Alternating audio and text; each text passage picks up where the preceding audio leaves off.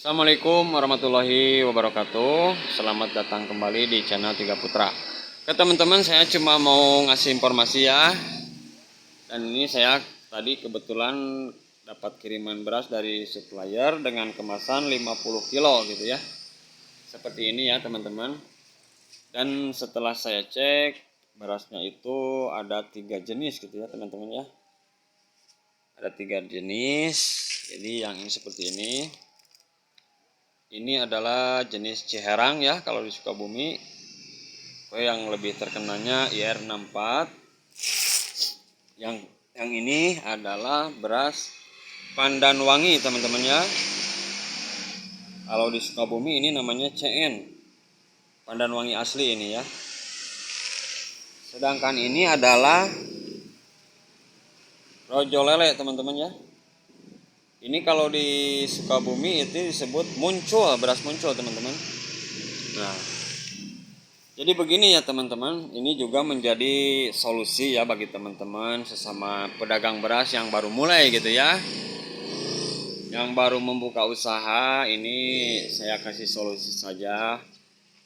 Jadi ya berhubung ya paling banyak disukai itu adalah jenis Ciherang, kalau di tempat saya Ciherang ya, IR.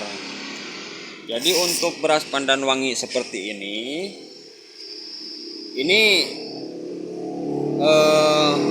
kurang laku ya teman-teman ya. Sebetulnya Pandanwangi asli itu kurang peminatnya teman-teman. Bahkan selama saya berjualan saya belum pernah jual Pandanwangi yang asli. Pernah sekali saya jual ya, itu komplain gitu ya teman-teman. Karena memang ya Pandanwangi asli itu terlalu lengket gitu teman-teman ya. Kurang disukai sama masyarakat. Jadi cuma dapat wanginya aja. Kalau untuk tekstur nasinya itu terlalu lengket dan lembek gitu ya teman-teman. Nah ini juga sama.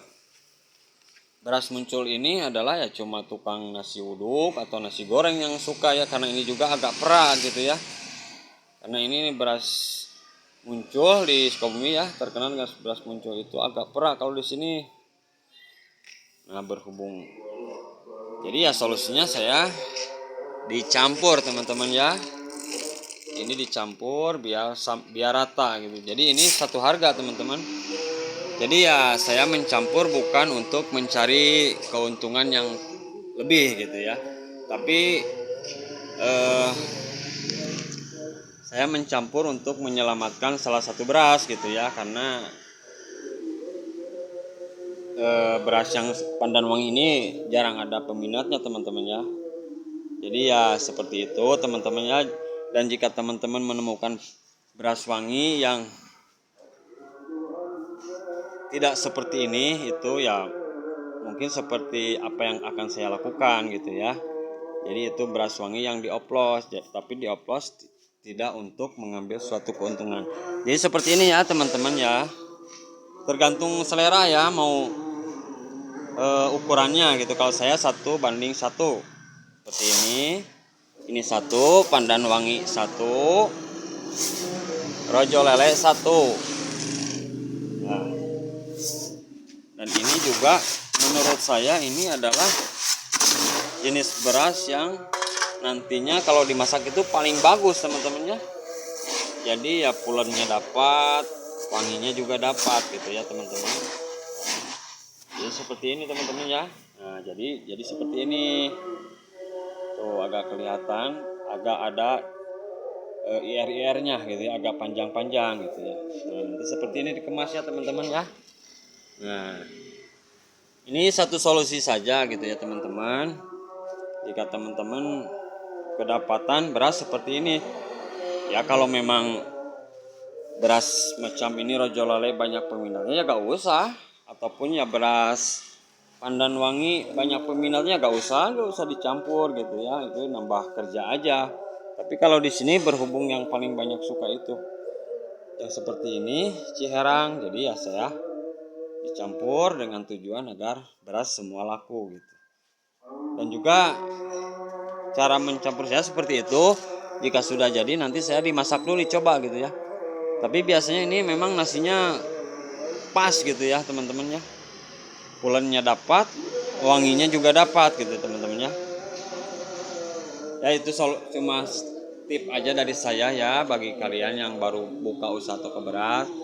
Jadi ya jangan sampai beras kalian itu tidak laku gitu ya, menumpuk gitu ya. Jadi solusinya kalau memang berasnya ada yang kurang laku ya seperti itu, kita campur aja gitu teman-teman ya. Gak apa-apa ini juga dicampur, karena kita tidak mencampur tidak untuk main curang gitu, karena kita ini harganya sama gitu semua gitu ya. Jadi ya tergantung selera juga gitu ya. Berhubung kan di sini peminatnya banyaknya yang ini Ciherang gitu. Kalau untuk rojo lele ataupun pandan, apalagi pandan wangi, terus terang selama saya berjualan pernah sekali jual pandan wangi asli. Itu pun dikembalikan sama pembelinya gitu ya. Komplain dengan alasan ya lengket, ya memang lengket gitu ya teman-teman. Jadi kalau pandan wangi asli itu terlalu lengket gitu, terlalu lembek gitu. Jadi kalau kedapatan beras pandan wangi yang tegar dan harum itu pasti beras oplosan. Jadi ya jangan juga kita berprasangka bahwa beras wangi itu pakai bahan pewangi gitu ya. Tapi memang kecuali beras wangi yang ukurannya panjang-panjang gitu ya. Nah, kita perlu waspada ya, walaupun memang ada satu lagi jenis beras yang wangi yaitu sari wangi teman-teman ya. Kalau sari wangi itu berasnya kayak Ciherang gitu teman-teman ya. Kayak Ciherang panjang-panjang, cuma agak kecil gitu ya, panjangnya agak kecil jadi agak kurus gitu ya. Nah, kalau itu sari wangi. Kalau ada beras wangi yang besar, lonjong, panjang gitu ya, kita perlu waspada. Ya bisa jadi itu memakai bahan pewangi. Tapi kalau kita menemukan beras wangi seperti yang saya buat ini teman-teman ya, nah seperti ini bukan, ini ada asli pandan wanginya gitu. Ataupun kita agak pakai rojo lele juga bisa teman-teman ya. Kita pakai ini, kita cuma Ciherang sama pandan wangi, cuma ya ukurannya bisanya 21 ataupun 31. Yang penting karena ini mesti dicampur, paling banyak dicampur 1:3 ya teman-teman ya. Baru enak gitu ya, baru pas gitu ukurannya. Jadi ya kalau menemukan beras wangi itu atau ciri beras misalnya beras panjang tapi wangi, ya kalian harus lihat dulu apakah ada wangi aslinya gitu ya. Karena wangi asli seperti ini agak bulat-bulat dan warnanya terang gitu ya. Tapi tidak terlalu putih gitu ya. Cuma terang aja. Nah, ini wangi asli. Jadi misalnya kalian lihat misalnya beras panjang-panjang gitu ya, terus wangi gitu ya. Kalian lihat dulu adakah di dalamnya itu ciri seperti pandan wangi gitu. Kalau ada ya berarti itu bukan pakai bahan pewangi, enggak. Ya kalau enggak ada ya kita harus waspada ya teman-teman. Oke teman-teman, ini mungkin yang akan saya sampaikan. Terima kasih atas perhatiannya. Semoga ini bermanfaat. Assalamualaikum warahmatullahi wabarakatuh.